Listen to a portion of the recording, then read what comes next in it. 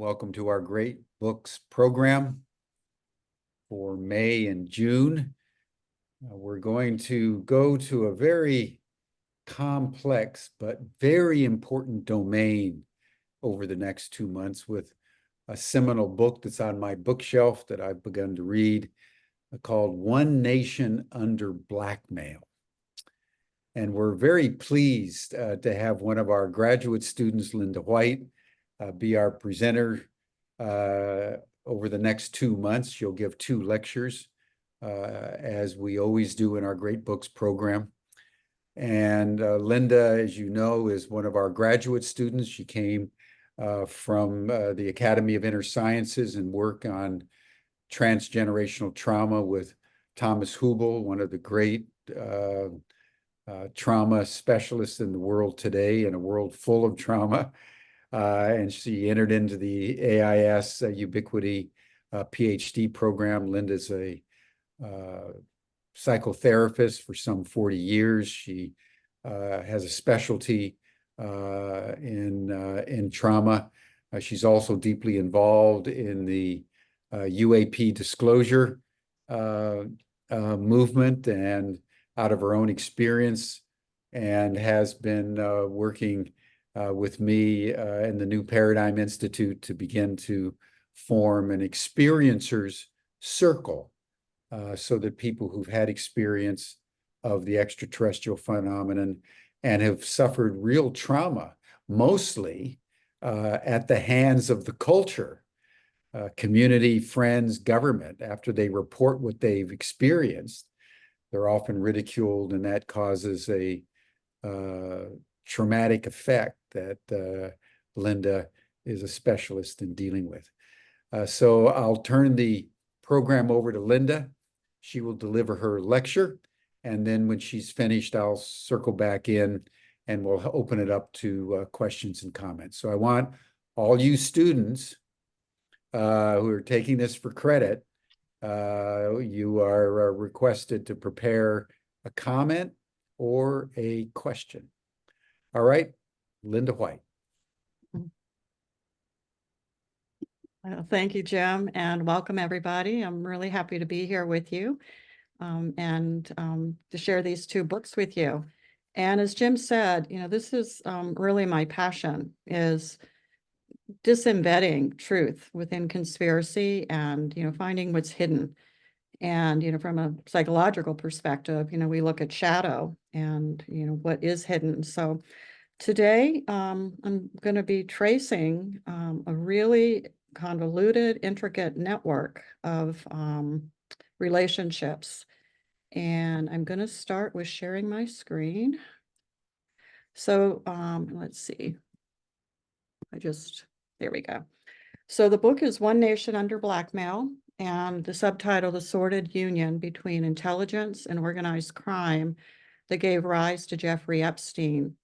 And the first book today will be doing really the network, who the players are, and how they've come into being.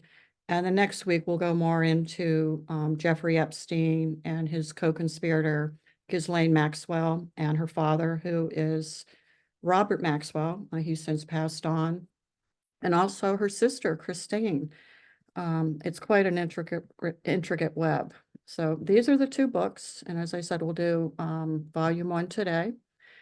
And I didn't plan this, but I realized in hindsight that I planned this course very similar to how I would write a post paper. So for those of you that are students and writing a post paper, I'll just go through a few slides of learning objectives and then, basically how I would organize a post paper. So the learning objectives are to understand qualities that distinguish a literary work as a great book, to grapple with deep issues common to all of humanity, the ability to read between the lines, to bring personal and cultural experience into relationship with the author's thesis. And throughout here, I will be doing some personal disclosure, and we'll point out, what was Whitney Webb's work and what, was something that I'm bringing to the conversation, and then also some, research that I did that captured my curiosity. I'm also too engaged in informed dialogue, and I really recommend using the forum, the student portal, to continue a conversation between this session and next. And also to develop critical thinking and to be able to express your personal reflections in the post paper. Some questions that for contemplation, not just suggestions, but what arises as you read each chapter. Did the book contribute to your understanding of current events? Did it contribute to your ability to discern truth from conspiracy? What were your takeaways? What surprised you? And what was absent? And for me, from the very beginning, I was very aware of the whole UFO, ET conversation is so clear in between the lines, and yet there's no mention of it. I will bring some of that in throughout today's talk. Also, just the bias or the lens through which I read the book. My own personal perspective is an awareness that life is not what it always appears to be. I've had a lifelong interest in recovering truth embedded within conspiracy. Discernment as to whether mysterious or suspicious deaths were murder, suicide, or assassination. Since I finished the books, I've actually found the books last fall, and I'm amazed at how much has come to my attention, similar journeys, and I'll share some of that throughout the talk today. And then also, this one I really want to highlight that as you listen, today will be a historical background, but the data relevant to current global socioeconomic, legal, and political concerns. Because, in my view, this is the trail that has gotten us to where we are today. And so what got my attention is what I'll be sharing with you today. And this, again, I'm looking at, what was presented by Whitney and then current events. So I found a very interesting relationship between the Chinese opium trade, the bootlegging during Prohibition, and current big pharma US healthcare. So that's a good example. If I were to write a post paper, that might be a thesis that I would use. Another one, and this was fascinating to me, is that, as I said, I picked up the book, the first volume, last fall. I had read the first two chapters, and October 6th, the Israeli-Palestinian war broke out. And I kid you not, that night, I opened up the book and it was chapter 3, The Rise of U.S.-Israeli Intelligence. So that was pretty interesting, to see something historical and then see it unfold in real time. The relationship between the international banks and the 2008 economic crash. Again, the book, it covers a global network, but it is written from a US perspective. So keep that in mind as I go through some of these slides. And this was not in the book, but it got my attention of the heirs of the New York elite, how some are do-gooders and others are in federal prison. And I'll get into that a little bit more as we go on. And then the historical convoluted web of connections between the CIA and the US presidency. That was pretty humbling. And then the absence of any reference to the UFO, UAP cover-up conspiracy. So I'm just going to give you an example of what I just said before we actually get into the content of the book. So for instance, I've been very deeply involved in the UFO controversy really all my life. I was born into it, but specifically for the last 5 years, because it's an aspect of my dissertation. And so this is not in the book, but I'm going to share with you. And yet chapter 6 of the book talks about a private CIA. And so this again is a blending of personal with the author's thesis. So when Jimmy Carter was elected president in 1977, he asked to be briefed by CIA Director George H.W. Bush on the UFO phenomena. Bush said only if he could remain a CIA director, which Carter declined. And Carter replaced Bush with a reformist, Admiral Stanfield Turner, who was an old schoolmate and career military officer. Together, they changed the CIA culture by removing large parts of undercover operations and special warfare operations. Bush then started a private CIA. Now, this is in the book, this part. Bush then started a private CIA upon leaving his position as CIA director prior to becoming president in 1989. And then what was a noticeable overlap with the next slide, I'll go into this in more detail, was William Casey, as CIA director, overlaps this period when Bush started his private CIA. So William Casey was acting director of the CIA from 1981 to 1987, and he maintained an informal intelligence of close friends and associates known as the Hardy Boys. This group did not have any CIA clearances, yet had complete access to CIA headquarters in Langley, Virginia. Several members have been charged with stock trading and money laundering. Others were part of a global web of shipping companies, banks, oil interests, and mines with ties to Israel and Palestine. So you can already start to see, these threads. And again, I'll break this down in more detail, but I'm just kind of giving a broad overview, just to kind of get us in the territory of where this is going. Then there was Research Associates International, RAI. Their sole focus was the oil industry, and they only had one client, and that was a John Deuss, Deuss, which interestingly, during the Iran-Contra testimony of Shackley, was spelled DOIS, which right there you start to see some of the deception that is used when these intelligence and the crime industry and business start to overlap. Then a former CIA officer on the payroll of RAI, again, starting to see the complexity and the convoluted nature, was William Barr, who provided legal services. Barr was future Attorney General for both Presidents George H.W. Bush and Donald Trump. And then Barr worked for the CIA from 1973 to 1977. So again, that's, I know that's a lot of information, but it's just to start to see the complexity that Whitney Webb did an astounding job of unrolling. Just a little bit of personal disclosure. I hail from a transgenerational family of spies with intelligence connections to the CIA, the NSA, and DOD. And my paternal family roots are in New York City, where a lot of these players that I'll introduce in a moment hail from. And then a moment of pause. Over the last few years, there were two books that I had read, and then Whitney Webb also refers in her book to one of, but the name George White, which was my father's name, and it appeared in my research in relation to OSS, the CIA, and NSA. And every time it came up, I kind of,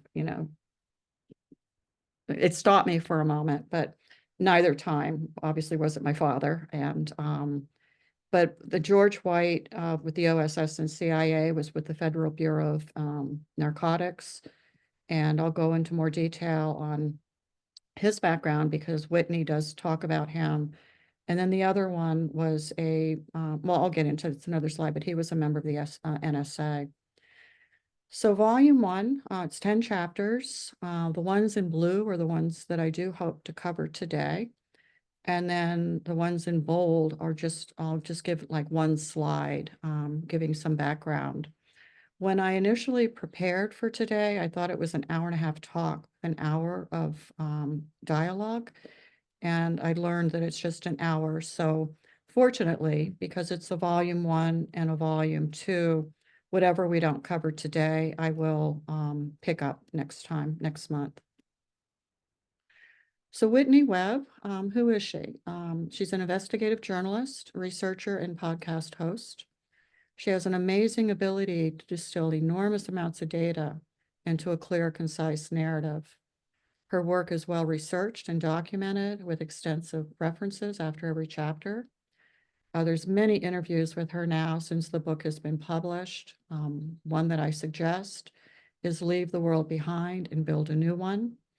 And originally I was going to play the first minute and 40 seconds, but again, because of time constraints, I'll leave that to you.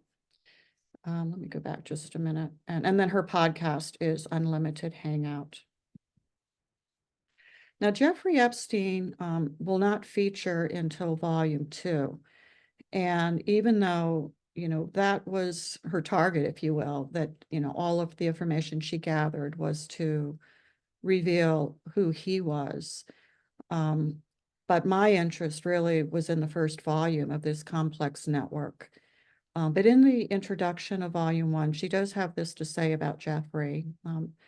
Epstein was one of several men who in the past century have engaged in covert blackmail activities designed to obtain damaging information or intelligence on powerful individuals with the goal of controlling their activities and securing compliance. These individuals have roots in the covert world where organized crime and intelligence have intermingled and often cooperated for the better part of 90 years. And if you look at the UFO secrecy, that's been going on for 80 years. So this does predate it a little bit. She also quotes CIA officer and Iran Contra whistleblower Bruce Hemings. He shared this in 1991. So this is, 34 years ago. And my belief this is that the enterprise is still going strong. So you can imagine, what's unfolded in 34 years. But Bruce Hemings says they are a group popularly not called the Enterprise. They are in and outside of the CIA. So let me just see, I've got my screens covered a little bit here. Mostly right-wing Republicans, but you will find a mix of Democrats, mercenaries, mafia, and opportunists within the group. They own 6 of the 7 video documentary companies in Washington, D.C. They do not care about the law, the Constitution, Congress, or oversight committees, except as something to be manipulated and or used for their benefit. They deal in innuendo, character assassination, and planted stories. They burn and shred files, commit perjury, and when caught, they have guaranteed sinecures with large U.S. corporations. And I had to look up sinecures because I didn't know what that word meant. And it's a position requiring little or no work, but gives the holder status or financial benefit. So again, this is, information from the Contra whistleblower back in 1991, which I think is significant. Okay. I'm timing myself in 15-minute segments just to stay on track, so apologies for that. Scope of the enterprise, it's a Linda, global. take your time. Just Okay, take your time. thank you. Just take your time. Okay, thank you. I'm not used to presenting, so I appreciate that.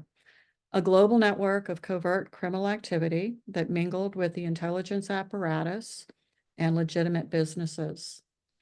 And what I'm going to focus on mostly is it'll be chapter 2, which is booze and prohibition. And that was the relationship between the US and Canada. Sexual blackmail, because that directly links to Jeffrey Epstein. Drugs, LSD, and the CIA, that's a personal interest. And then the banking industry, BCCI being one of the biggest. And then the other aspects are the guns, global arms race, global drug trade. You can see, I mean, it just had tentacles into everything, the real estate industry. And then the airlines, the Civil Air Transport, Air America, then Southern Air Transport, they were all CIA affiliated airplanes that were used in global drug trade. And we will go more into this with chapter 1 as to the origins of the drug trade and the CIA involvement. Now, the next few slides I did because when I was reading initially, I found myself putting the book down a lot and reflecting on the players and then going back and, having to see, who was related to whom. So I just did kind of a cheat sheet. So if, you are a student that's going to do a paper, you may want to take some screenshots of the next few slides just to help, keep track of the who's who. And these players in particular are relevant to current events. So Roy Cohn was a mentor to Donald Trump. He has since passed on. Louis Rosenthal was with organized crime.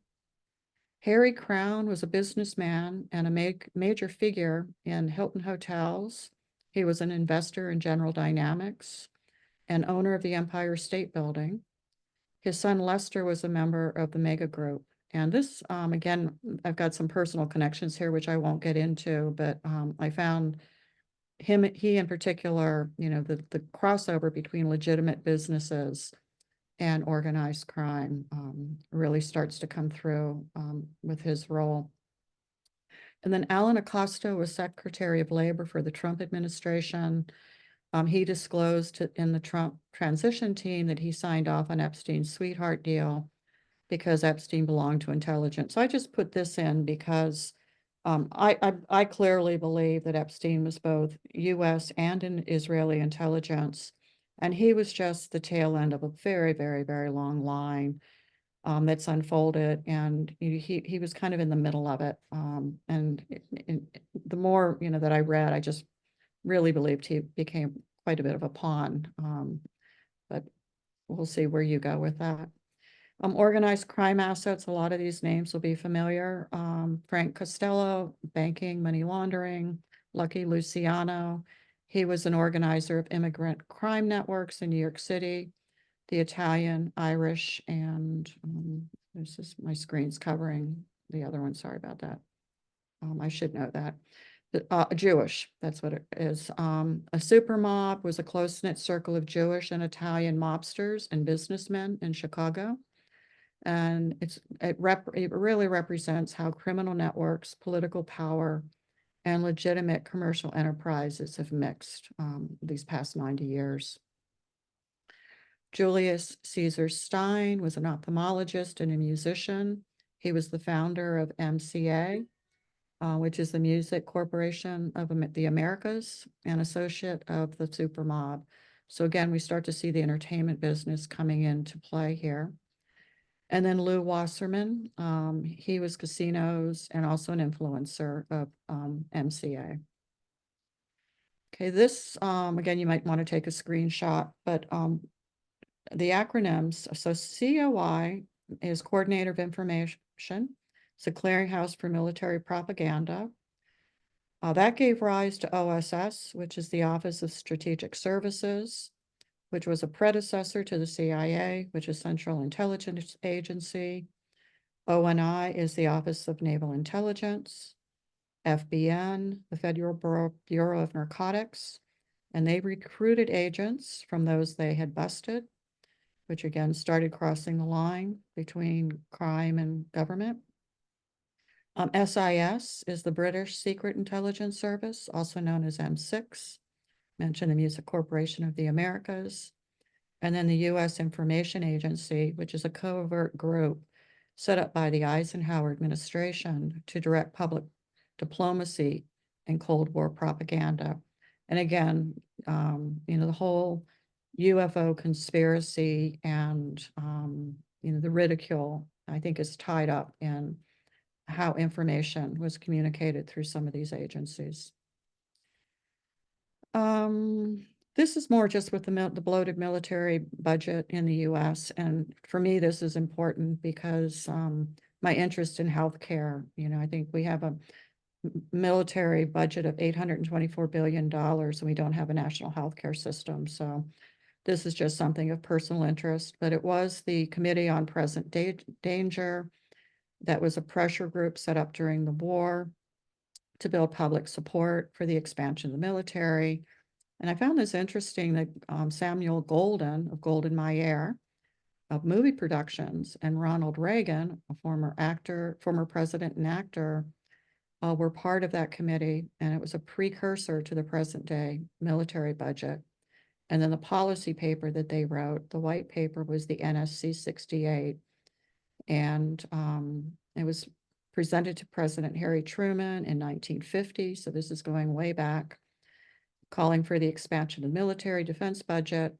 And even back then, back in the 50s, NSC had members from defense contracting companies that were becoming infiltrated by organized crime. So again, I'll just go back for a second. I mean, to me, this is the heart of the UFO black budgets that, started way back in 1950. OSS leadership, I found this very interesting too. There's a very close connection between intelligence and the elite. And Whitney Webb used them as a social club. or reference them as a social club. So OSS was made up of the country's wealthy elites. There was the Mellon family of Pittsburgh, of the Gulf oil fortune. A well-known heir is Chris Mellon, former Secretary of Defense in the Clinton administration. He's a private equity investor and a very strong advocate for UAP disclosure. The DuPonts, they were into gunpowder, chemicals, the automotive industry, and I was very surprised to hear Longwood Gardens. I didn't know that. And I did do a little research on them, just because I had a personal connection. They have 3,500 heirs. And I won't share the personal connection, but they're from Delaware, and I was, familiar with their family. The Vanderbilts, they were shipping and railroads, and a very well-known heir is the journalist Anderson Cooper. So again, you can see, these are the do-gooders of the elite. We'll get into, the ones that are in federal prison later. The Rockefellers were conspicuously absent. It is reported that Nelson Rockefeller headed his own agency, the coordinator of inter-American affairs, and his brother David ran his own intelligence apparatus during the war. And again, I mean, I'm just amazed at like my personal connections. I moved from the Annapolis, Maryland area to Camden, Maine, and the Rockefellers are there. I've actually catered a private party for the Rockefeller family. So as I was reading through this book, I mean, it just is amazing what, was between the lines. And I'm very interested in seeing, what others find as they read it. This is something I think that could be mined for many, many years, which is what makes it a good book, in my opinion. The Rockefeller Foundation was intimately interwoven with KMT, and I'll get into that. That's really getting into the heart of Whitney's book, and the Green Gang of China through the International Medical Foundation.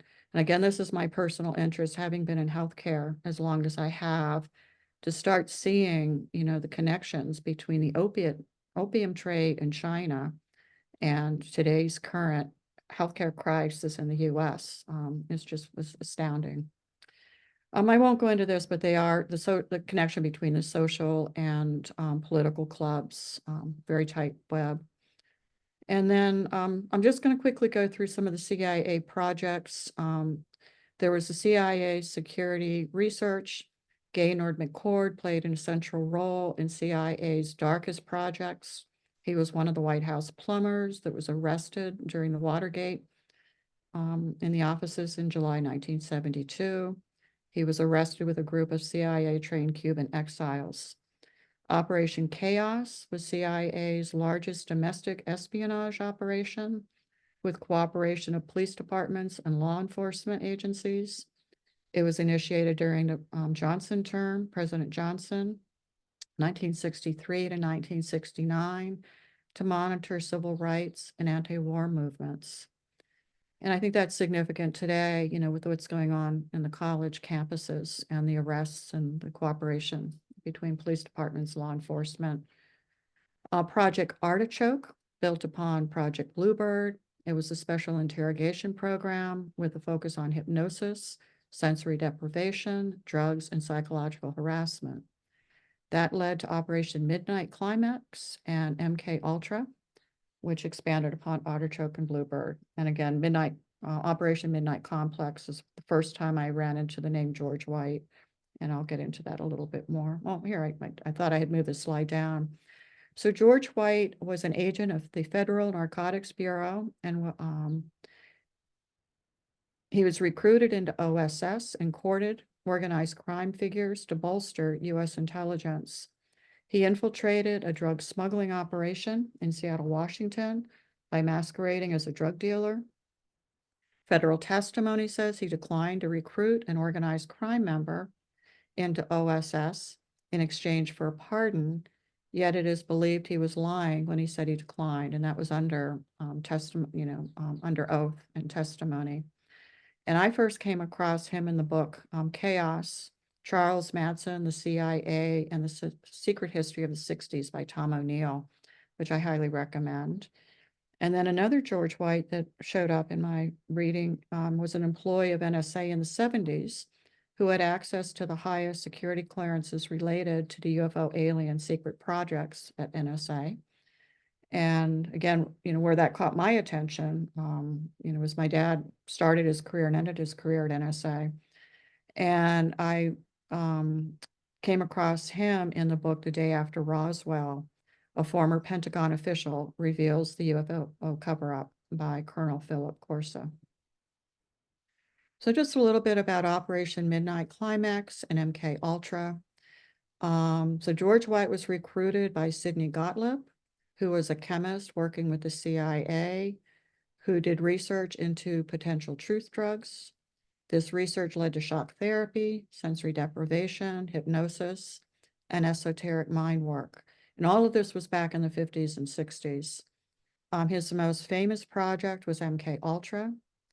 After the war, White became a CIA contractor and served in FBN as a supervisor on Operation Midnight Climax. That was a sub-project of MK Ultra. It operated out of Greenwich Village in New York and San Francisco, and prostitutes were hired to lure subjects into safe houses where they were unknowingly given LSD. John Gittinger, a Harvard psychologist who was on the CIA payroll and developer of the personality assessment scale, testified to Congress that the CIA experiment was intended to observe the combination of drugs and sex. So again, we're just seeing an overlap between, what could be good research, and really crossing the lines with drugs and sex, and and how all this is going to tie in later to the blackmail. CIA was the largest consumer of LSD back in the 60s, and they gave it to unsuspecting soldiers, patients in psych hospitals, prisoners, and private citizens. Okay, so now we will go, let me see, oh boy, I'm way behind on schedule, that's okay. The underworld, we're gonna look at the opium trade. Operation Underworld began in World War II. It was the beginning of the relationship between organized crime and US intelligence. In the background, the Office OSS, which was established in 1942 to conduct espionage activities, and it was the predecessor to the CIA. And what's important here is many notorious intelligence operatives can be traced to having roots in OSS. E. Howard Hunt of the Watergate scandal, John Siglum of the Iran-Contra, and Paul Hellawell was architect of the shadow banks that handled monies between organized crime and intelligence initiatives. Okay, so the Green Gang in China was a secret society that actually had mystical roots. It was a folk religion and followed the teachings of Buddhist mystic Lao Minghong. In the 1700s, and this is going way back, it became a powerful force with boatmen trading in grains. So this was the early roots of the maritime industry that later played a role in military intelligence. I mean, again, family history, my great uncle, my father's uncle, I learned this from his daughter when she was in her 80s. I knew he was a captain on one of the tall ships out of Newfoundland, but she told me he was a spy of the seas during the war. And then I also found in other research that Hemingway, also the Navy had outfitted his boat during the war. And he, with $35,000, the radio equipment was put on his boat. And I'm forgetting the name right now of that project, but I just found that was like an interesting aside. The government suppressed the network, and this is the Green Gang, and it went underground. They formed alliances in the smuggling world and became a powerful force in the world of crime. They financed activities through the cultivation and sale of opium, an activity fully sanctioned by KMT, which is the government that they put into power. KMT relied on Green Gang for counter-espionage activities and to gather political intelligence. Okay, so KMT and US intelligence. This is where it gets really interesting. Support for the KMT opium monopoly came from Western internationalists, such as the Rockefeller Foundation, who set up an international health board and as part of the parent company. It was parent company to the Chinese Medical Board. And this is going back to 1910. The IHB supported China's Green Gang through the monopolization of opium for medical purposes. The goal was to consolidate drug refining, to acquire sole access to opium coming into the US, and to seize and control the global drug trade. So here again, you're seeing legitimate business combining with organized crime.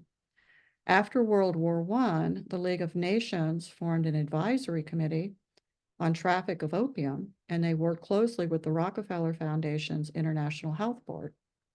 The intent was to consolidate drug distribution within select pharmaceutical corporations.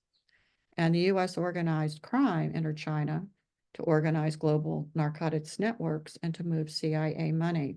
What interests me here is the whole pharmaceutical industry right now, running healthcare basically, and the insurance companies running healthcare, and the pharmaceutical agent, companies, a major part of our healthcare.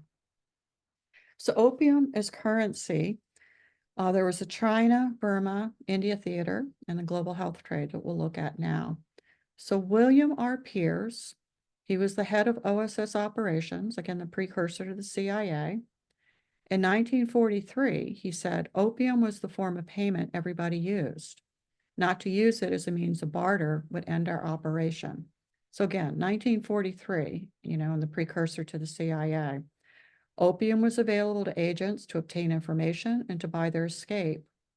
The CIA became involved in opium and heroin trade to fund covert activities. So they too were using opium as a means of currency. Operation Paper is what was the CIA code name for operations that handled financial resources from the Burma, Thailand support for KMT opium harvest. The CIA's support for KMT remained in Burma until 1961. These are just some quotes, but the global drug trade is a massive business, and the offshore banking system enables it makes it even a bigger, massive amounts of money, of capital from production and distribution of illicit drugs occupy a central place within the global economic system. So here again, we're seeing the healthcare. My original dissertation was looking at the healthcare and economic crisis in the US. And so, here it is going way back, starting in 1910. There's a positive correlation between the upward trajectory of the stock market and the consistent ballooning drug trade. It may seem strange to think of a positive correlation between narcotics trafficking and the stock market, but consider the proceeds of crime need to find a way into legitimate legal channels. And this is Catherine Austin Phipps, quote by her. She goes on to say, if one further imagines that the banking system earns a fee of 1%, this flow then profits, this turns into a profit for banks from illegal activity of 5 to 10 million. And then another avenue for laundering money is investments in real estate. And see who comes to mind here. South Florida is a major refuge for Latin American money that flows into the Florida banking and real estate systems. And again, reading between the lines, we have our present day political system in the US and what's happening. Proceeds from the drug trade were an important source of liquidity for cash-starved banks at the height of the 2008 economic crash. And interestingly, just a personal aside, I was out of the country from 1999 until 2010.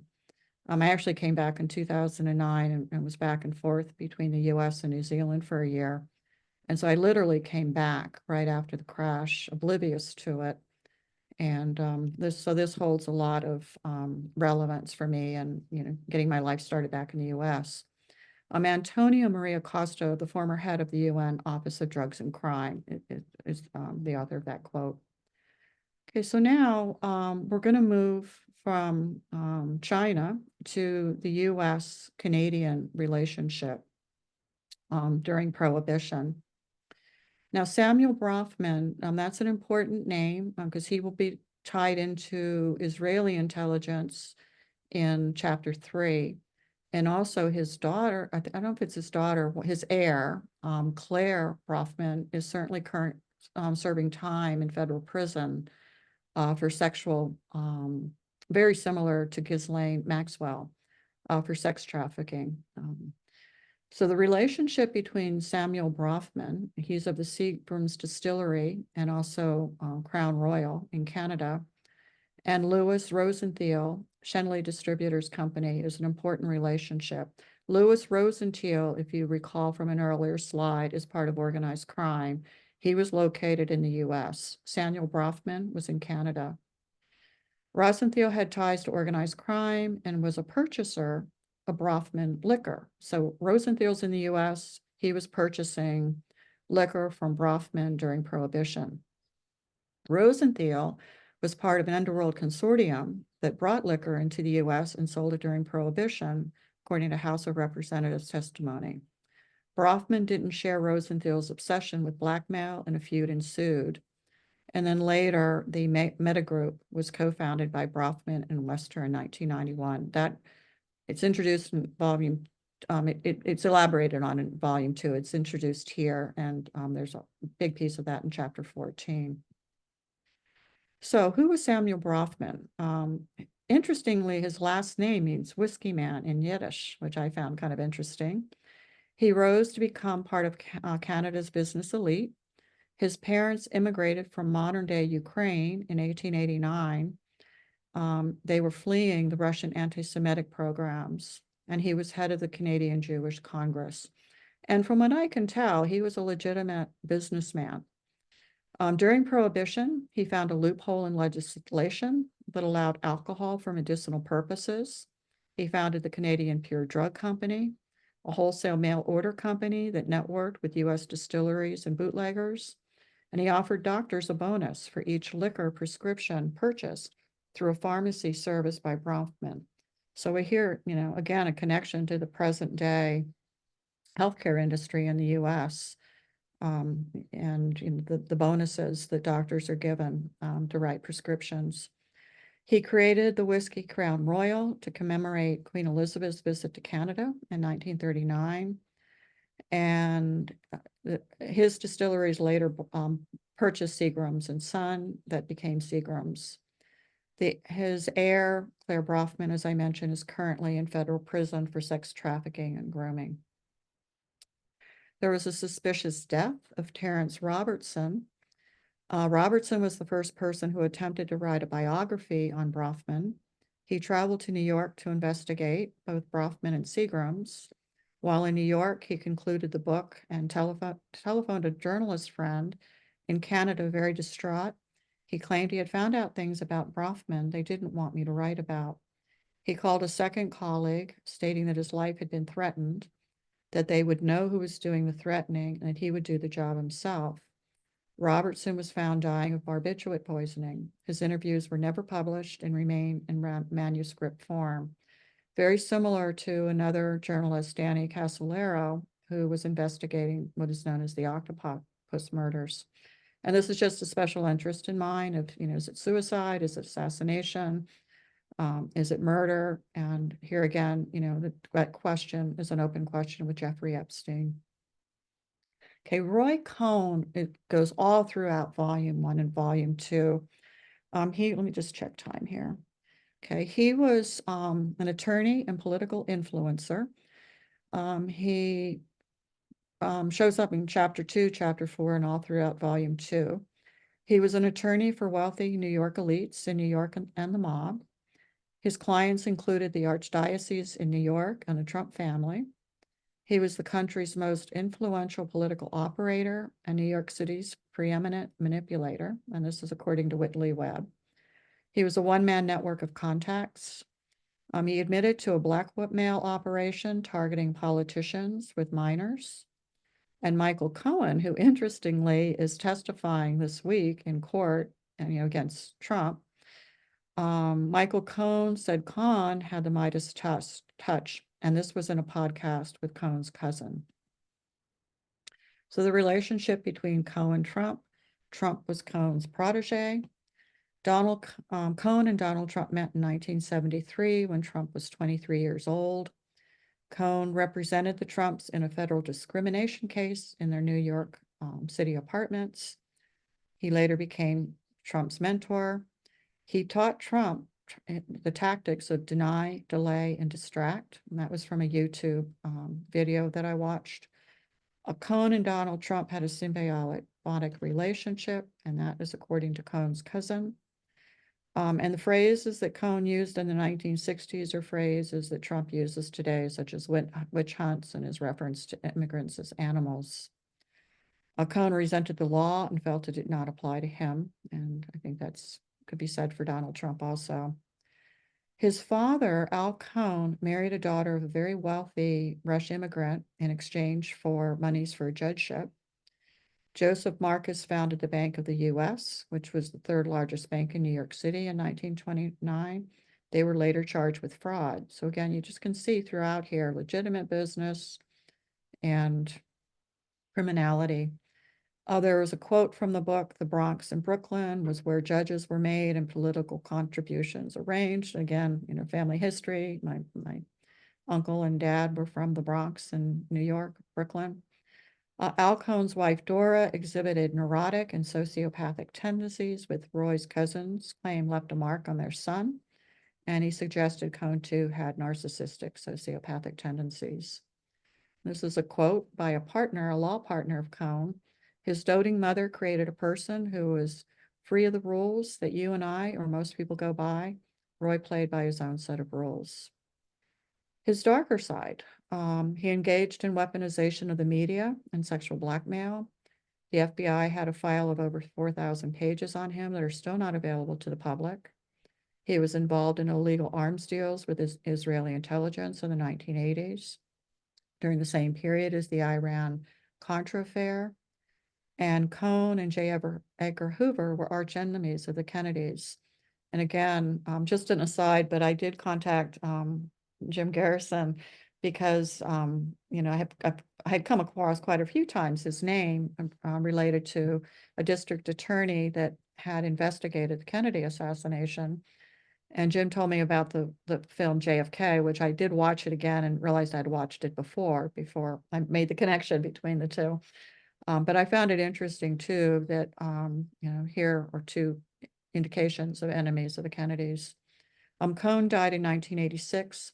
Cohn claimed he had cancer, but his cousin said he had AIDS. So I think I'll complete Cohn and maybe pause there and then see if there's any questions. And if not, I'll go a little bit more. But Cohn was anti-communist crusader. He a close confidant of the FBI, and yet also some of the biggest names in organized crime. He used blackmail to navigate between legitimate business and the criminal underworld. An African-American juror he tried to get replaced, lost her father from a car accident, and had to be removed during one of his trials, which is a little suspicious. He was Joseph McCarthy's right-hand man during the Red Scare, which is a project, that was the name given to the targeting of communists. And he had Senator Joseph McCarthy blackmail high-profile individuals who were gay. McCarthy had an issue with booze, which made him a target for blackmail as well. And the Lavender Scale targeted homosexuals, and as I said, the Red Scare communists. There was something known as the chickens and the bulls, a reference by New York Police Department. It was a code name for prominent individuals who were homosexuals and those vulnerable to sexual blackmail. Targets included Navy admiral, 2 generals, a U.S. congressman, a surgeon, Ivy League professor, and actors.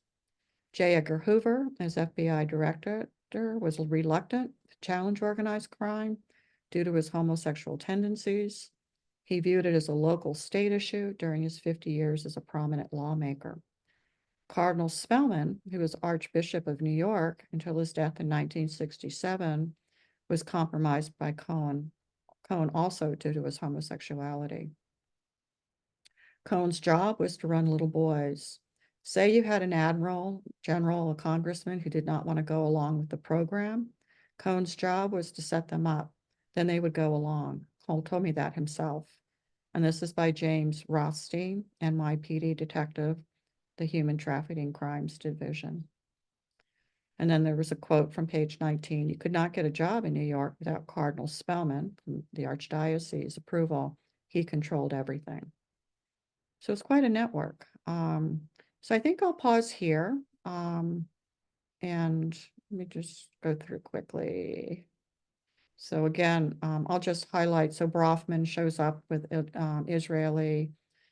Interesting connection with Khashoggi. And again, I'll save this for next time, but just I'll go through very quickly. Shades of gray, because there's only 2 slides here.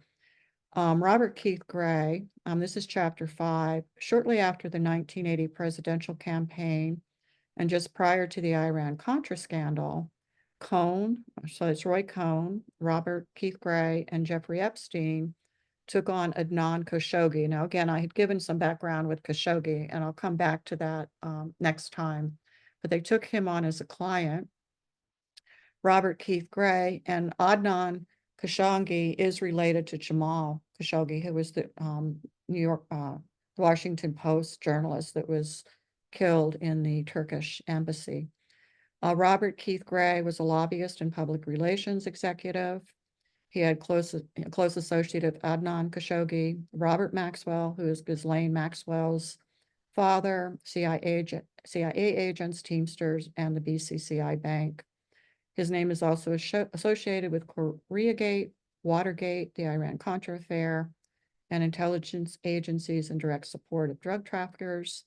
And he was a specialist in homosexual blackmail operations for the CIA. So again, all of this is just to give background, as to who Jeffrey Epstein was. And let's just see. Linda, Yes. could you go back, I think, in light of what Israel is doing in Gaza, for Yeah. you to cover those slides on Okay. Yeah. Because it does give organized crime in the state of Israel, because that is at the heart of what's going okay. on. Thank you, Jim, because that does bring more context to. Yeah. And as I said, synchronistically, I turned to this chapter. This is brilliant, by the way. This is absolutely brilliant.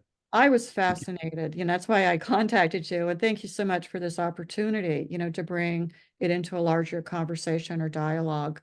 And just an aside, part of my dissertation, the intent was to bring my work out of the therapy room and into culture. So thank you for the opportunity, Jim, that it's happening in real time right now. So we talked about Samuel Brofman, with the, during Prohibition. He helped finance a secret purchase of Canadian weapons for the Haganah, which is Hebrew for defense. They were the successor for the Israeli Defense Force of Canada. Haganah is a Zionist paramilitary network set up by the World Zionist Organization, made up of Jews in Palestine from 1920 to 1948 they were organized to combat the revolts of Palestinian Arabs against the Jewish settlement in Palestine. I know that's a lot. I mean, that in itself could be unpacked in a whole course. Organized crime funded Haganah. The Israeli War for Independence, these are just asides, came in 1948. $2 million worth of weapons were moved from Canada to Israel. And then May 1958, Israel became independent of Britain. So the Israeli military-industrial complex and organized crime. The Israeli military-industrial complex in Latin America, first off, is a complex relationship between Zionist interest, organized crime, real estate ventures, and casino operations. Israeli oil interests are tied to organized crime. And then this is just an aside, United Fruit Company. These are just some random thoughts here, but the New York, Boston United Fruit Company also had ties in Latin America, intertwined with CIA activities in the region. So again, you're looking at, intelligence, organized crime, and legitimate corporations. Okay, international banking and organized crime.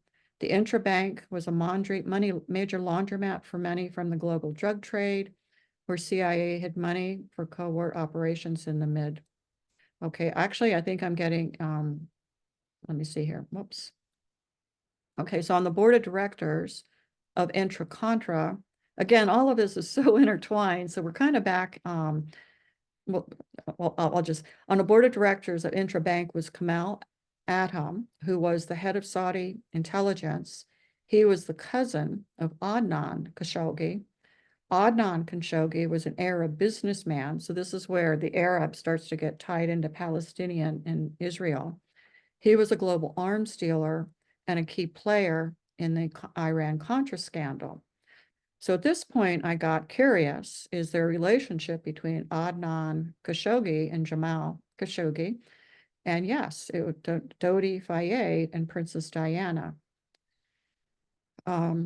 So this is going off on another little tangent, Jim, that's not really with, but I found it interesting. It's okay, it's important. Okay, so on October 2nd, 2018, Jamal Khashoggi, a Saudi dissident and journalist and columnist for the Washington Post, was killed by Saudi agents at the Saudi consulate in Turkey. And this is from Wikipedia. This was just one of the rabbit holes I went down.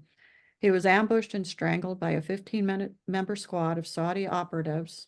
His body was dismembered and disposed of in some way that was never publicly revealed. He was the nephew of Adnan Khashoggi and the first cousin of Dodi Fayed. Khashoggi received his elementary and secondary education, this is Jamal now, in Saudi Arabia, and a Bachelor of Business Administration from Indiana State University in the US in 1982. So here, we're seeing ties with Israel, Palestine, Saudi Arabia, and the US.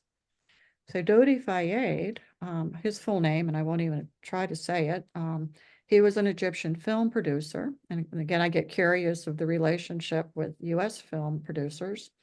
He's the eldest child of Mohammed Al Fayed, a British-based Egyptian businessman whose interest in the UK from the 1960s included ownership of the Ritz Hotel in France, Harrods department store, and Fulham Football Club in London. And after Dodi's death in 1997, there was a small Islamic funeral for him at a mosque in central London, and he was given a police escort. And then these are just, connections. I mean, again, I just wanted to give an overview of the complexity of these networks. So there's the Ukraine, Russia, Palestinian, so we've got two wars going on right now that, these countries are involved. So Bruce Rappaport, he's tied into the maritime industry and financial networks. He was born in Palestine in 1922 after his parents fled Ukraine. He is connected to Russian crime boss, and again, I can't say the name, Simeon Mogilev, and was introduced by Robert Maxwell, Ghislaine Maxwell's father. And again, I'm just going to do personal disclosure here because my mother's side of the family, my grandfather immigrated from Russia, and my grandmother was born in Austria but spoke Ukrainian. So again, I just, I've got some cellular memory of all this, which I think is why I'm just so fascinated by it. He was the owner of Maritime Owners Corps of Moravia in Liberia. They had low tax rates and very lax regulation, and you can fly the national flag on vessels other than their place of origin. So it was a great tax haven for people. Liberia's shipping industry was overseen by International Bank, which I found interesting, is located in Washington, D.C. And then the Bank of Moravia was initially owned by Firestone Tire and Rubber Company, again, a legitimate American corporation, until it was acquired by First National Bank, which is a whole other thread of connections I know about First National, controlled by the Rockefeller family. And again, when I moved to Camden, Maine, there's something known as MBNA, which, it hails out of Delaware, and is again, it's just the connections, the web is just fascinating, but I won't. So Palestinian Economic Corporation, PEC, this is a very complex, convoluted network of financial institutions linked to the Lehman Brothers and the Mellon Group. It was a conduit for the investment of American capital into Israeli industries. There's connections between Israel, Italy, France, and Canada that are directly tied to hot money networks in the Caribbean. to the flow of capital from the West into Israel and outflows of raw materials such as diamonds from the Third World. I mean, it's quite a pathway. Once this foreign investment, generally from America and Caribbean sources, was in Israel, it went towards building up various industries.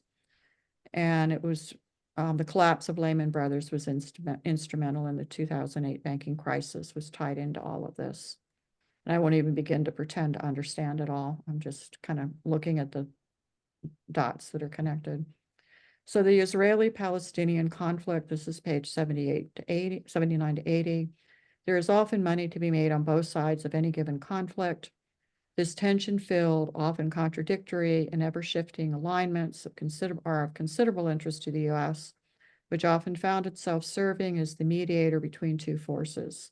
The U.S., of course, would use that role as its pivot point in its attempts to dominate the Middle East. The environment was fertile soil of crooks, businessmen, and operatives of all types, many of whom were interlaced with the command structures of Western and sometimes Eastern intelligence services.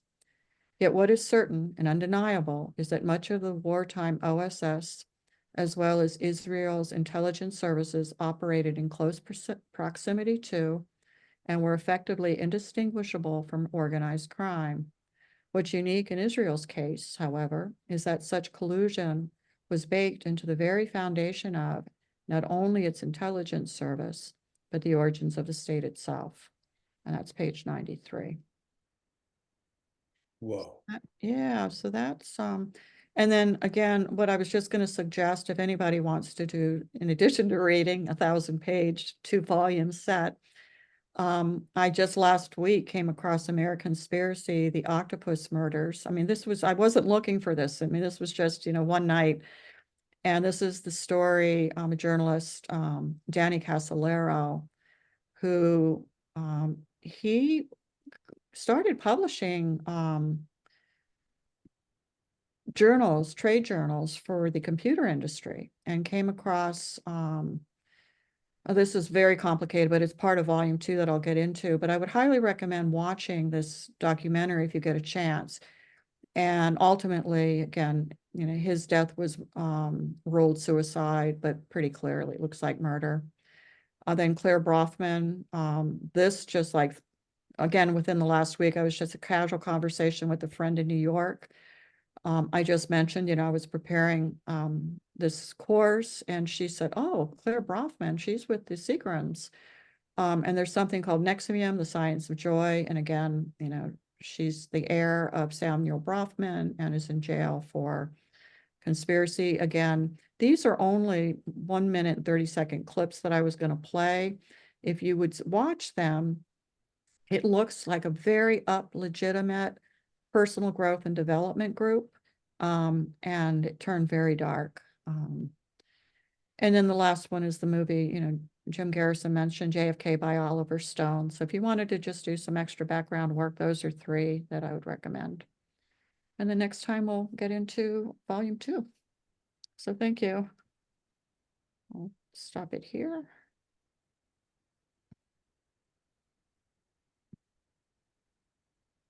Whoops.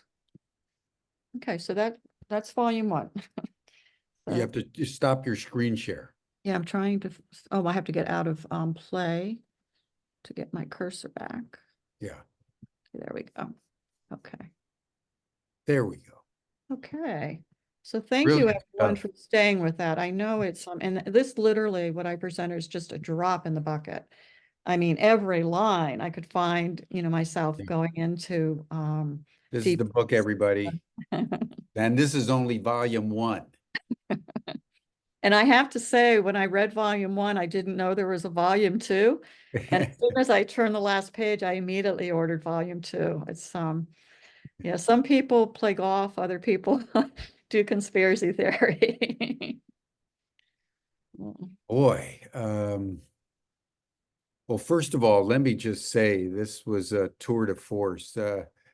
I think all of us will agree that you've prepared as comprehensively for this particular lecture as anyone that I think has ever represented a book on the Great Books program. So I really want to Thank you. And I wanted to say, secondly, out of my own experience with Danny Sheehan and the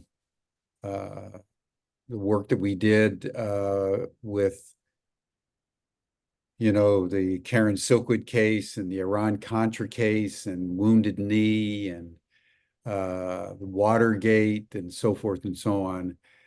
Danny has been in the heart of darkness, combating it, like St. George trying to slay the dragon for 50 years. And I've been at his side, not consistently, but sufficiently to know that what Linda's talking about is true. Mhm. And just to give you a quick little vignette to add to Linda's, and then I want to invite our students to raise their hands, and we'll dig in for the balance of the time. It was back in 1978. I was up at Harvard. I had just organized the takeover of the administration building there at the university for the South African apartheid. It was Thanksgiving. I was broke. I was doing all this student organizing. I wasn't really working much, and was using up my summer funds. And I get a call from Danny, who's in Washington, and he said, "Jimmy, come immediately down to Washington. You're not safe. The White House called this morning. If we don't stop our investigation of Silkwood, they're going to start killing our investigators." So I had to call my friend Chad Dobson and see if I could get $200 to buy a ticket to fly down to Washington. And I got down to Washington and we went into seclusion, realizing that we were pushing up against the beast. And when you get into direct contact, they'll kill you. It doesn't matter who you are. It doesn't matter what you're doing. They will protect that organizational structure and network at all costs. And, Richard Dolan calls this the breakaway civilization, that there's a deep state, there's a off the record group that Linda was just referring to earlier in her remarks, that has been operating for basically 80 years. And it is a network of government officials, organized crime, businesses, state apparatuses around the world, engaged in narcotics, prostitution, the sex trafficking, the trafficking in organs, human organs. I mean, all the worst stuff that you can imagine is being organized by these people, funneled through legitimate organizations and banks, most of whom don't even know where it comes from, but are making sufficient money off of it that they know not to ask. And the government is either bribed or in on it in some way, like the CIA was in on the drug trafficking out of Latin America that was being directly funneled, the cocaine, the crack, into the black ghettos. So that what we're dealing with in me being here in Washington and working with Danny Sheehan is exactly what Linda's describing. And it's not easy to talk about. And that's why this book by Whitney Webb is really an important read. There are others, but I would say she's the equivalent, Linda, to Richard Dolan in the UFA space. She's written the authoritative 2-volume history that if you really want to know what's going on, she's the one. So I'm going to open it up. I see there's some questions and answers. Let's start with Lisa Reagan in the chat. What is the relationship between your work as a trauma therapist and the information in the book? Good question, Lisa. Very good question. I'm I happy to answer. imagine many people would disassociate approaching this material, and staying with it is challenging. Do you have guidance for how to read this book and finish it really without dissociating? That's Yeah. a very good question, It's Lisa. beautiful. Thank Well, you. first off, I love the question because, Yeah, I yeah. have been a therapist for over 40 years. I never aspired to be a therapist. I come from a family of engineers. You shake my family tree, engineers come out. And so I'm a real anomaly that I went into the psychotherapy profession. I also come from a family, you don't ask for help. You pull yourself up from your bootstraps and you get on with it. But I knew because of what had happened in my own family, it wasn't normal, and I needed to figure it out. So I studied psychology and got into some very interesting, transpersonal psychology, Jungian psychology, and that's how I got into the profession. But under it all was untangling this web of my own family history. And I'll just give you an example. My uncle disappeared when I was about 5, and again from New York City. And I, as a child, thought it was either CIA or mafia or CIA that he had gone with. Now, how would a child? That's my upbringing. And it turned out he did go CIA. So this is in me. This intensity is very natural for me. Where my trauma comes, and Jim, you alluded to this in the introduction, my trauma is the cultural response, the ridicule, the denial. Yep. You end up feeling like you're crazy or that you're paranoid if you talk about this. So it was natural for me. In response to the second part of how to read this, really trust your own central nervous system. It can be overwhelming. And it's not for the faint of heart. I mean, two different people during my dissertation have expressed concern about bringing the information out, but that was before, everything really started coming out. We have to have courage and we have to be transparent if this is going to heal. But you really need to take care of your central nervous system. If anything starts to get me too activated, I pause and I let it go. I don't, I don't stay with things that aren't in my highest good. I don't know if that helps, but Mm, mm, mm. Good. Well, let's move on. But from Susan Hess Loger, do you see any path forward that results in clearing this tangled web? Or do we need to dismantle it all and start all over again? Another great question. How do you deal with the heart of darkness? yeah. Well, first off, I guess I look at it, it's a part of us. Evil is well, let me back up a little bit. I had a mentor for 22 years, and I think our most ongoing conversation was about evil because I couldn't understand why there was evil in the world, like what made evil.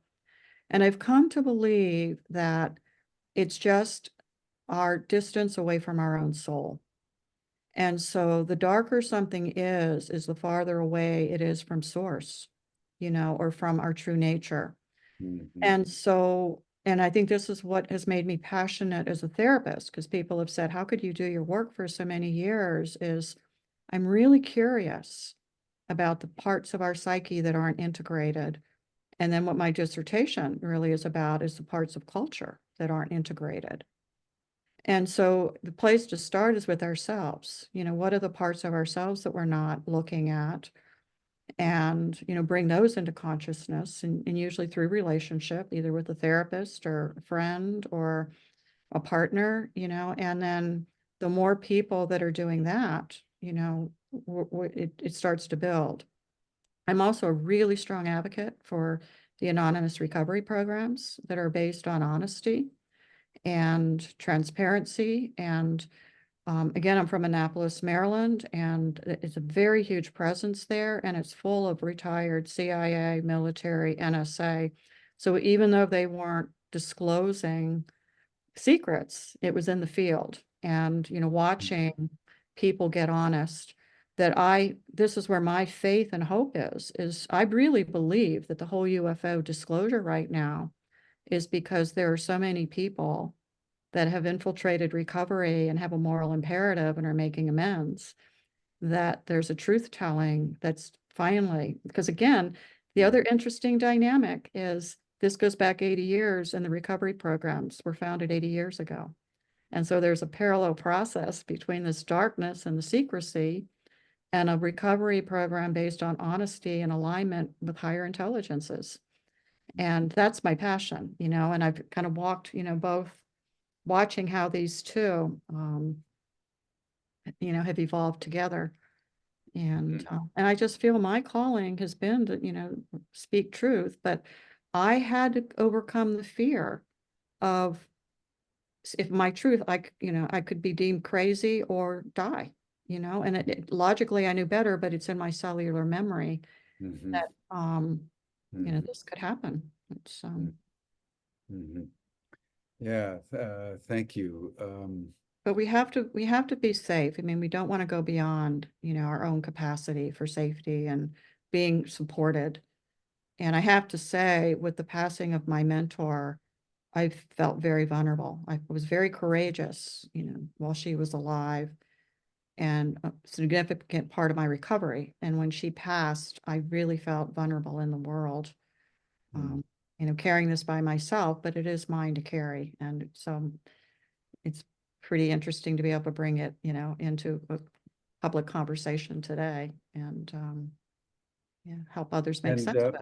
One additional comment that I would make on your answer, Linda, for your question, Susan, is, what I learned working with Danny and others over the decades now, as we've taken on one massive issue after another, is that,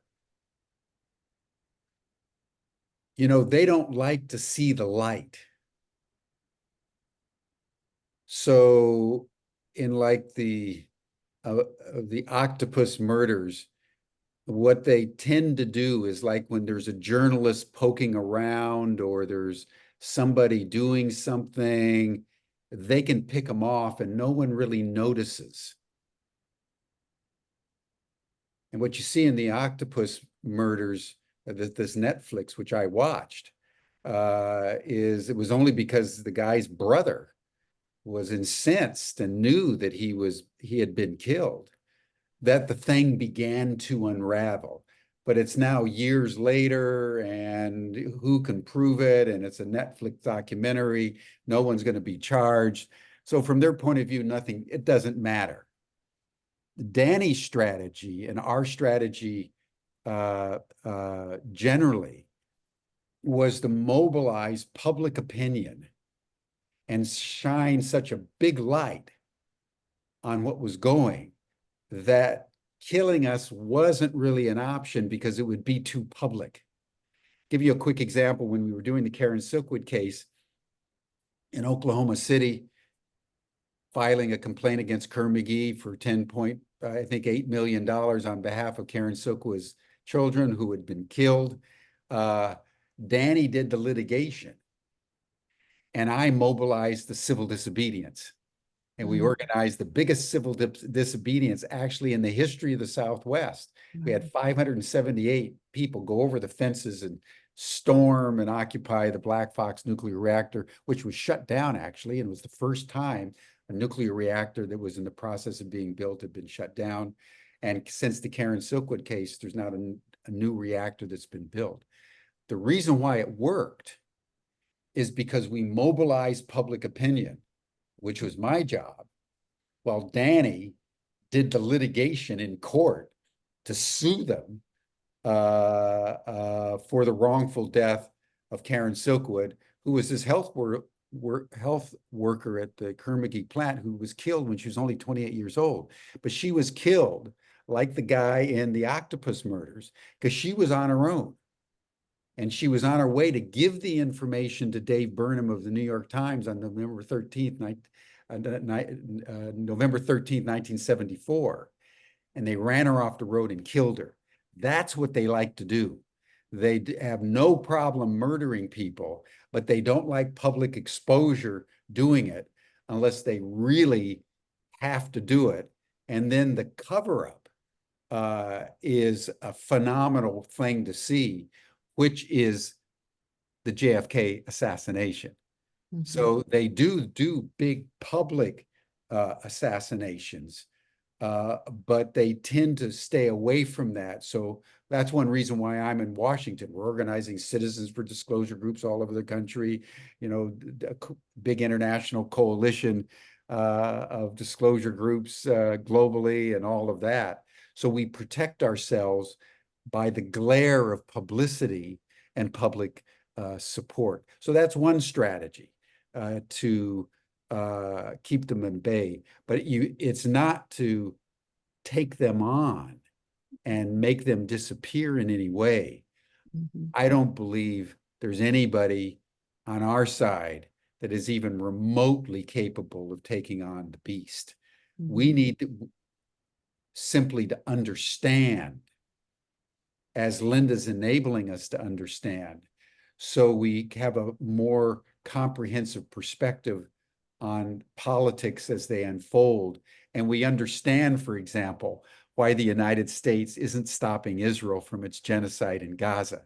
It's locked in Mhm. to an organized crime, military industrial complex that is making massive profits over what's happening, which is their ultimate Right.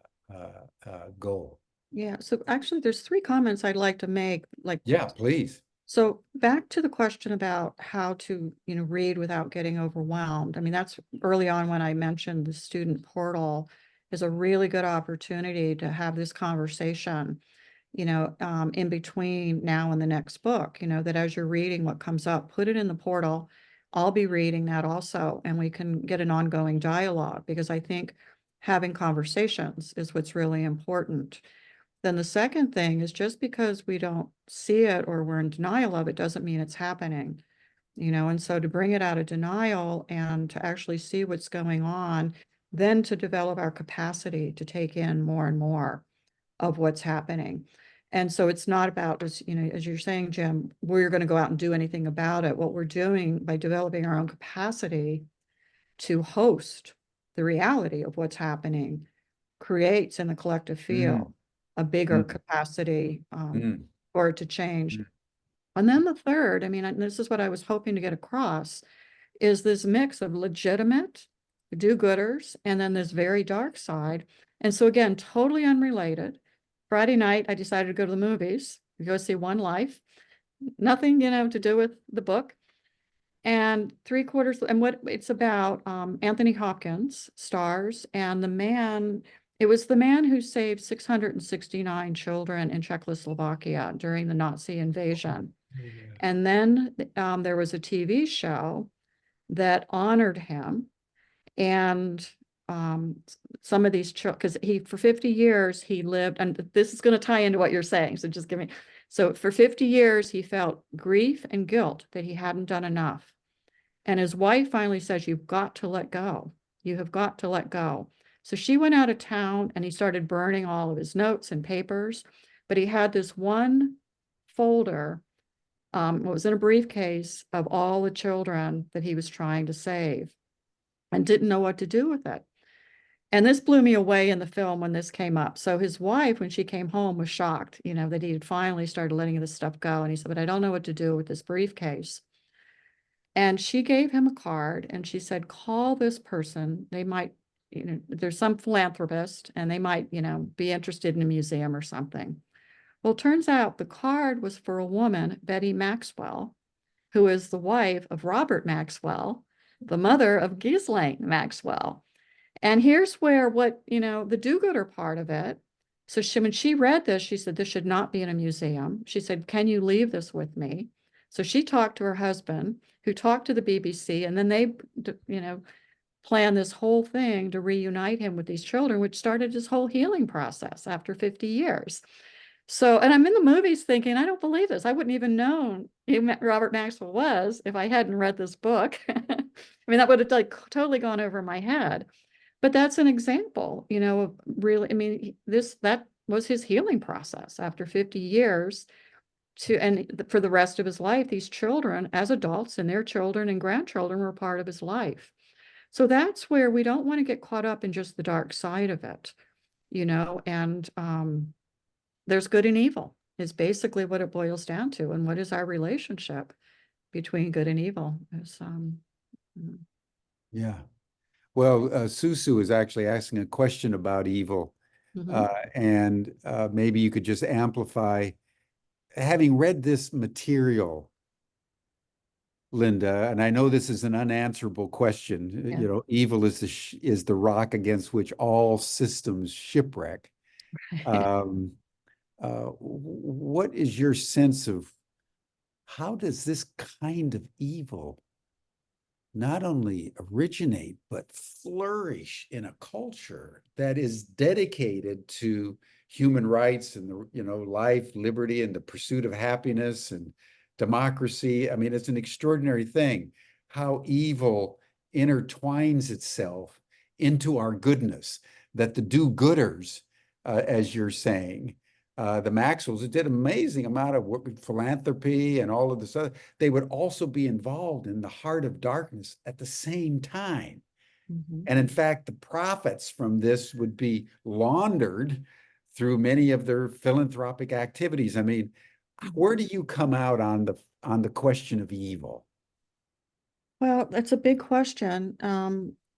But again, this is kind of where my dissertation started. It's very simply, I begin with the will to live and respect for life. Mhm. And if there's been trauma, there's an eroding away, of one's will. And I don't know how to keep this. Again, evil, I don't look at evil.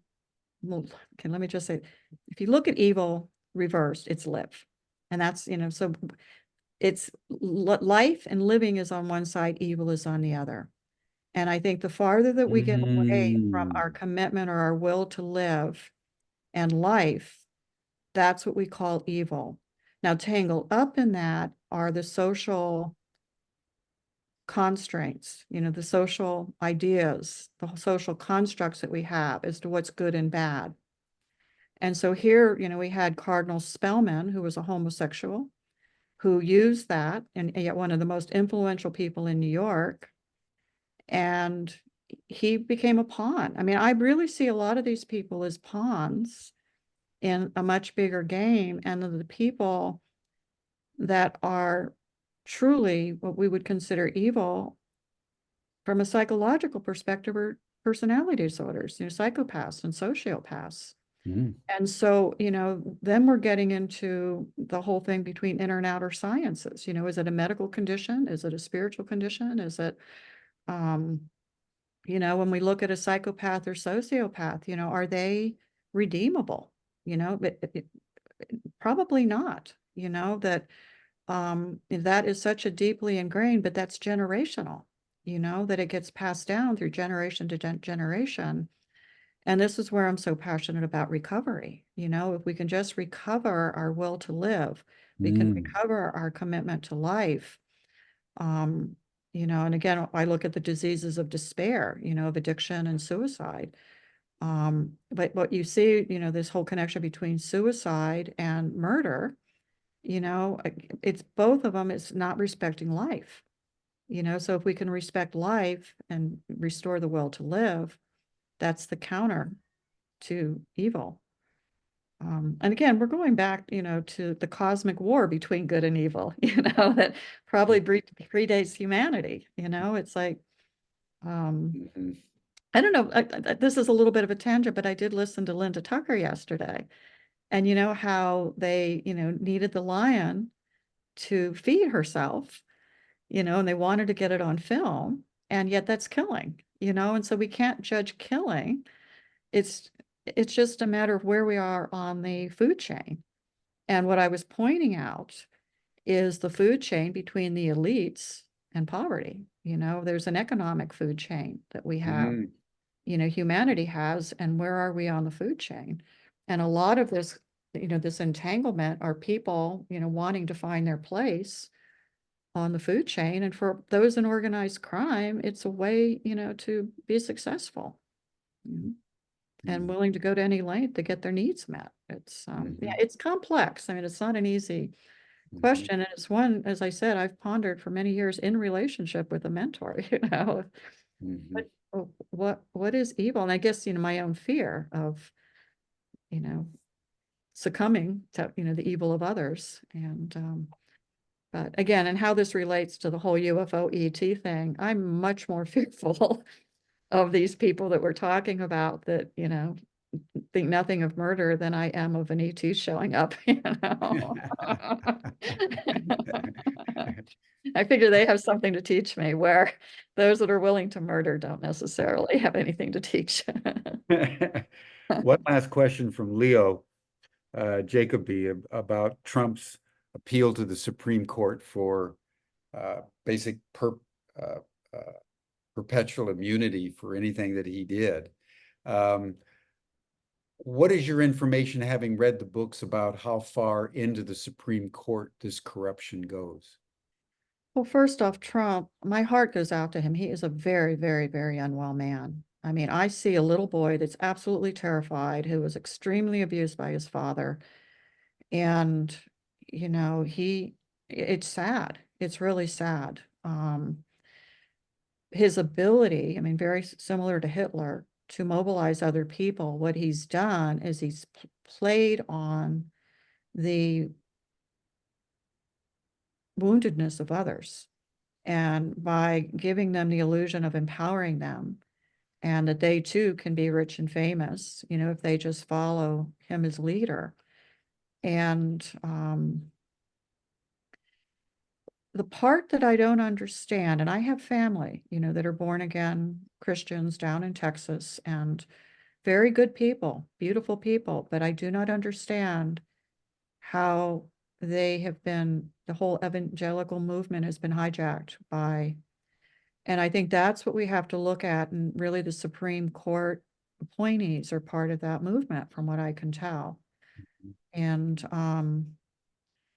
and the other thing, just from my experience, again, I was born and raised just outside the Washington, D.C. area. I was privy through early in my career working with people on Capitol Hill. So I really got, the underbelly of the beast, through my therapy work. And to get into those positions, there's a lot of compromise that's involved. I mean, there's a few really good people, but there's a lot of compromise, and a lot of selling of one's soul. And I don't know how we, overcome that. See, for me, there's nothing more important than my soul. And I know that to a lot of people that sounds esoteric or airy-fairy, but a good example, when I came back to the US after being out of the country for 10 years, I would not pick up the US values that no longer served, that were no longer in alignment. Mhm, It literally took me to the bottom of the poverty scale, and I had to start all over from scratch. mhm, I had no idea if I was ever going to find my way in the world again. But out of that, miracles happened, mhm, and interestingly, we're on the Great Books course. One of the things I did when I got back, because I've always loved academia, and bibliotherapy was my first therapy. So I got into the Great Books course at St. John's College in Annapolis, and I found Great Books online. And that was my go-to to try to find my ground, to find relationship in a mhm, world that made no sense. mhm, And that led, one thing led to another. I remember being on a call with Thomas Hubel the first time, he was introduced in another course I was in. I'm walking through the Naval Academy grounds. I remember sitting down on one of the marble benches, and it's like, this guy's, this is another step, another brick that I can put my mhm, foot down on that's solid. mhm, That led, to the PhD program at Ubiquity. And, you know, it's just, my point is, if we follow our heart and we follow our soul, miracles happen, you Yeah. know, and I've always known that. Yeah. But I also, coming back and starting all over and having been a therapist, I knew I couldn't take others across the territory I was crossing because it meant, you know, going against our cultural standards. Yeah. And Yeah. I really feel, and this is in my dissertation, but, you know, we're addicted to war and we're addicted to security. And not everyone's going to let go of their security, you know. Yeah. Uh, you know, and so until we deal, and again, I do take things through the addiction lens because it's just been so powerful, you know, and I look at it as egoic addictions, you know, our ego. And it's another way to look at ego. I mean, evil is, are we aligned with our ego or are we aligned with our soul? And the more Mhm. we align with ego, the more we descend into what we call evil. And more, because I've done such a deep dive into this. I mean, I'm passionate about this stuff. And people say disassociate. I want answers. I want to know the truth. I've just got a hunger for truth. And Mhm. yes, fear comes up, but that's what our journey is to come into right relationship with ourselves. Yeah. And Yeah. yeah. So anyway, thank you Um, for the questions. And yeah. Well, thank you. You know, remind you what you're saying reminds me of that great saying of Jesus that what should a what should it profit a man, he asks, if he gains the whole world and loses his own soul? that's where we are.